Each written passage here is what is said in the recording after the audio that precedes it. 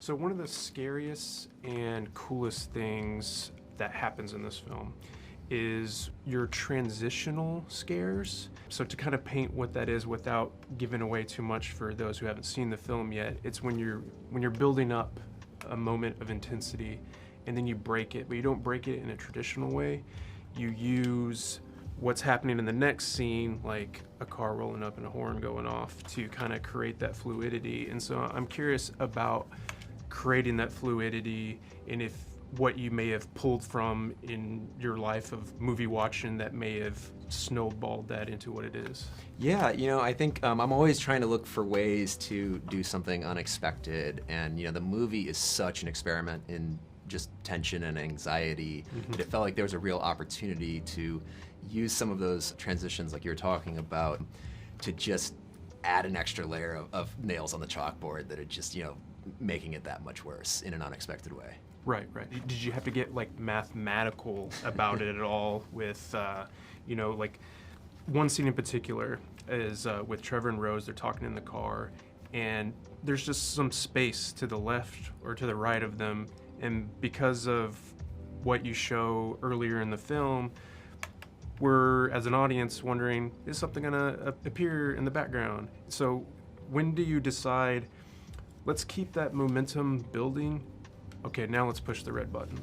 Yeah, it's I think with a lot of things, you mentioned like a math equation. I think a lot of it is gut, and just and sort of chasing something that you hope is going to work. And I like to sort of structure a film to teach an audience how to watch it and what, teach them what to be afraid of, and then use that fear against them as the film continues and starts to change and surprise them. Yeah.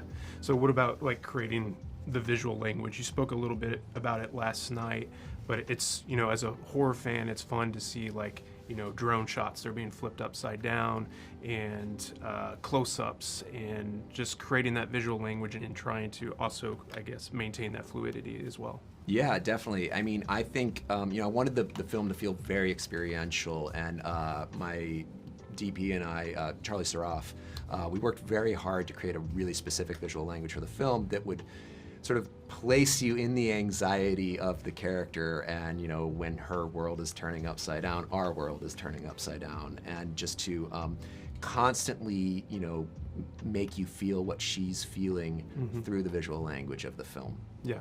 Speaking of what she's feeling, Sosie spoke a little bit about it last night with like just the frustration that Rose is probably feeling throughout the entirety of the film of like people not being able to believe her.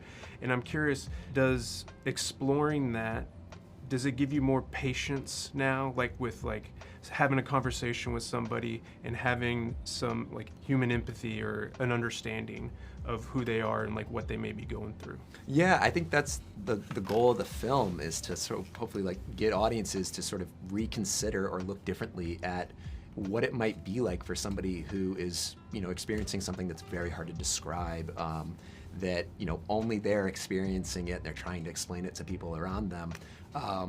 It's so easy to be dismissive, and I wanted the movie to force people to confront that. Yeah.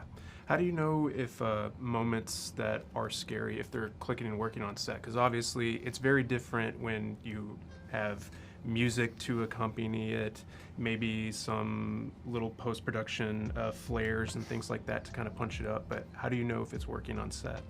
I mean, you prepare and you go in with a plan, and you sort of hold that as your North Star, and you don't let go of it, and you just remind yourself what you're trying to do, and you hope you get what you need, and then it's all about getting into post-production and manipulating it until it clicks into place exactly how you hoped it would work.